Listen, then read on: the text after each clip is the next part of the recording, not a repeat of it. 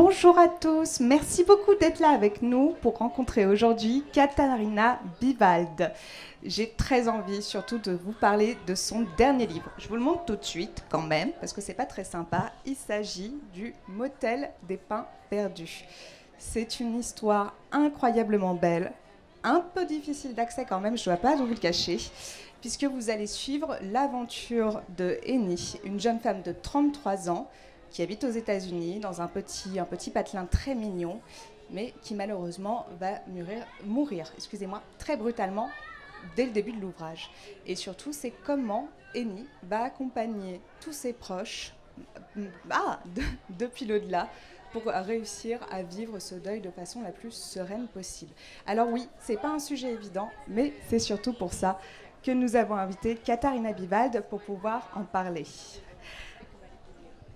Thank you very much. I'm very happy to be here.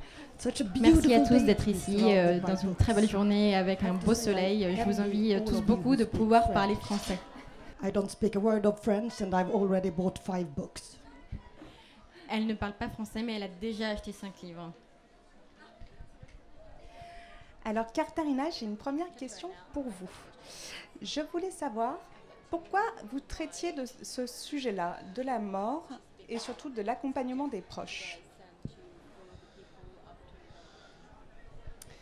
I think I've always been fascinating with death in a way, because I mean a lot of my books are about people who sort of start. J'ai toujours été un peu fascinée par la mort, je crois, et souvent c'est un sujet qui est récurrent dans mes livres. C'est souvent l'histoire de personnages qui se mettent à vivre trop tard finalement, et du coup je trouve intéressant de traiter de cette question. For me, it was sort of the ultimate challenge to. Pour moi, c'était un peu le challenge ultime de pouvoir parler de ces personnages qui partent dans leur vie comme ça et qui décident de faire complètement autre chose et qui y vont à fond. J'ai une question très indiscrète. Est-ce que justement votre inspiration vient de votre propre vie personnelle ou alors de témoignages que vous avez pu avoir de vos proches, de connaissances, ou de personnes que vous ne connaissez pas du tout ?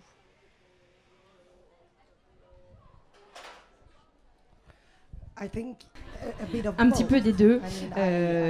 Évidemment, je n'écris pas d'une expérience personnelle puisque je ne suis pas encore morte, mais c'est une inspiration qui vient à la fois de ma vie et de ce que je peux entendre ailleurs. But I definitely also use my friends and people I meet. I think all writers. Alors effectivement, j'utilise souvent comme inspiration mes amis, les gens que je connais. Je m'inspire de leurs problèmes, des situations qu'ils rencontrent, des événements qui vont un peu changer leur vie.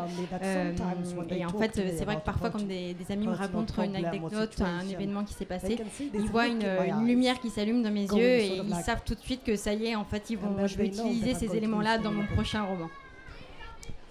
Alors, j'avais une autre question, alors non pas à propos de l'héroïne de cet ouvrage, mais d'un des personnages dits secondaires, c'est le rôle de Mackenzie, la meilleure amie de Eni. J'ai trouvé que c'était un personnage extrêmement touchant et extrêmement troublant, parce que quand même, l'histoire se passe un peu au fin fond des États-Unis, et Mackenzie est une jeune femme qui a une trentaine d'années et qui est homosexuelle.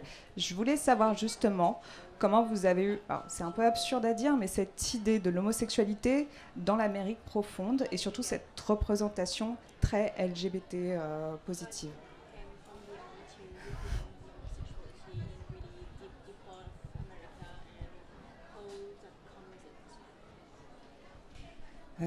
I'm bisexual myself, and a lot of my friends and American friends are LGBTQ people. Alors, je suis moi-même homosexuelle et beaucoup de mes amis le sont également. Après, je pense que comme certains d'entre vous peuvent le savoir, on vit une période qui est un peu particulière puisqu'à la fois ça reste des sujets très compliqués avec une manière d'être traité assez compliqué et un peu à part par les gens, et puis en même temps on voit beaucoup de progrès, beaucoup de changements, de l'évolution dans les mentalités des gens. Et donc je trouve que c'est quand même très intéressant de pouvoir observer ça, cette espèce de paradoxe entre à la fois des gens qui régressent et qui deviennent un peu plus violents et des gens qui n'étaient pas forcément acquis à ces causes-là et qui vont changer leur point de vue. Et enfin, je vais essayer de terminer assez rapidement, c'est que vous parlez dans votre livre encore une fois de l'initiative 9, qui est en fait un texte de loi qui va être voté dans le comté. Et je voulais savoir encore une fois s'il y avait une inspiration de quelque chose que vous auriez connu dans votre vie.